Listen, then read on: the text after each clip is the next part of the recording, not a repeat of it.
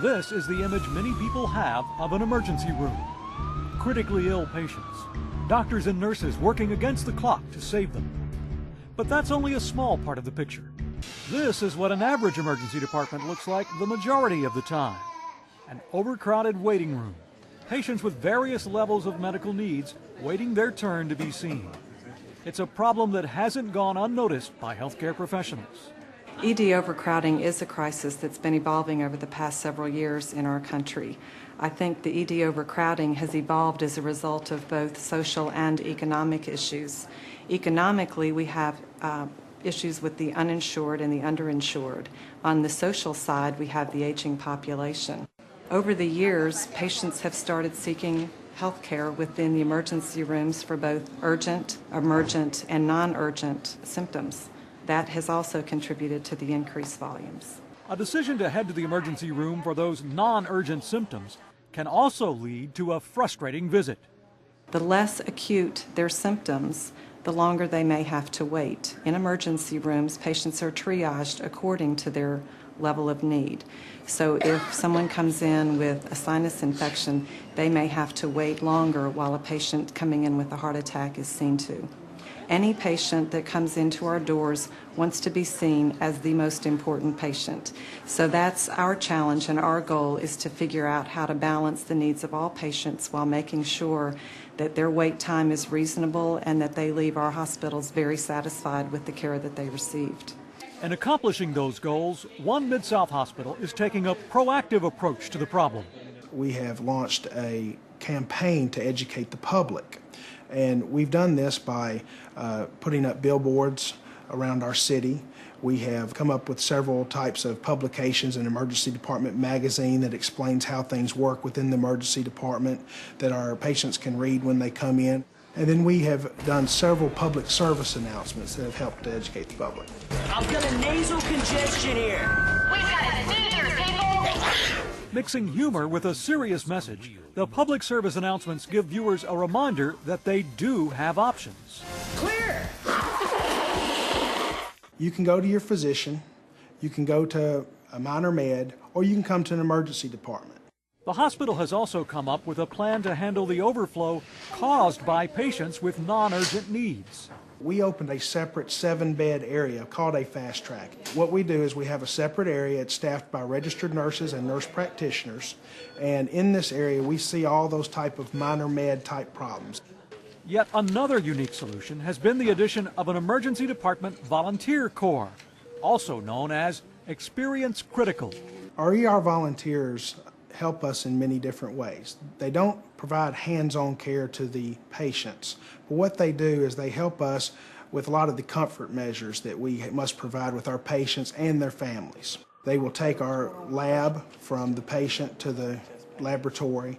They will provide blankets for patients having to wait in the emergency department. And one of the most important things that they do is they help us communicate between the patient, the physician, and the family members. That is one of the most important things that you can do in an emergency room, is keep that family member that is waiting on their loved one informed of what is going on in the back.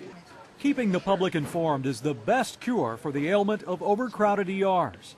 And part of that education is gaining a realistic view of emergency departments. I think that everybody has either read a story or talked to someone who had an experience that seems like a prolonged stay in the emergency room. Most hospitals are very aware of those cases. They were aware of them as they occurred, and then they dealt with them to try to prevent that from occurring in the future. I think it's important that those cases not overshadow the thousands of patients that are seen both locally and nationally in our emergency rooms, where people are seen, healthcare is delivered in a timely manner, and good outcomes are achieved for those individuals. For Smart Medicine, I'm Rod Starnes. Joining me now is emergency physician Dr. Stanley Thompson. Dr. Thompson, thanks so much for joining us. Oh, you're welcome. Tell me what hospitals are doing to help get patients in and out of the emergency room faster. Well, lots of things, Kim. Coming to the emergency department is a process. You have to be registered, you have to be triaged. There are a lot of things going on, outside of just strictly being evaluated by the physician for your condition. So what we're doing is trying to improve those processes, trying to make those processes more expedient and faster. We're trying to do those processes parallel also. So at the same time you may have a doctor listening to your chest, you may have a registration person right beside you asking you or family members questions to help get you registered to get the process improved. Tell me what a patient can do to help a doctor see them faster or to help treat them quicker. Well, what the patient can do is provide the doctor the information that he needs to help take care of them. You make sure you have your insurance cards for registration, but also you need to have your doctor's name and know your doctor's name, what specialty your doctor is in, have all your doctors listed, all your medicines listed, or either bring the medicines or have a list of the medicines and how often you take them, as well as a list of your allergies. Now, in emergency medicine, we can see generally anybody regardless of what insurance that you have. If it's a problem that you're presenting with, that you're going to be discharged at home, I don't think there are any insurances that you can't come to that emergency department for an emergency condition. But if you end up having to be admitted to the hospital, if your insurance carrier does not participate in that hospital's coverage, then you may have to be transferred to another hospital, and that can just delay your time. So you want to check and make sure that your insurance company covers the hospital that you're going to if you have an illness that probably may require admission. That's information that you need to take care of way before an emergency before an happens. emergency. That's something I would never think of. Yeah, 100 million people come to the emergency department on any given year. Your likelihood of having an emergency condition is pretty high. 20% of us are going to have a condition during our lifetime that takes us to the emergency department. Which also brings us to, what can you do to keep yourself out of the emergency room? What are some of the things that you can do just to be a little bit more proactive? Yeah, well, preventive medicine. If you're an elderly patient and you have certain medical conditions, you know, following up with your doctor and seeing your doctor on a regular basis for your medical condition can keep it from deteriorating and keep it from the point where you have to come to the emergency department. All elderly patients should be getting pneumonia vaccines because pneumonia is more prevalent in the elderly than it is in other populations. And there are tons of preventive things as far as safety that you can follow. Of course, always wear your seatbelt. If you're in an accident, that'll keep you out of the emergency department for a minor accident. Kids riding bikes, wear helmets.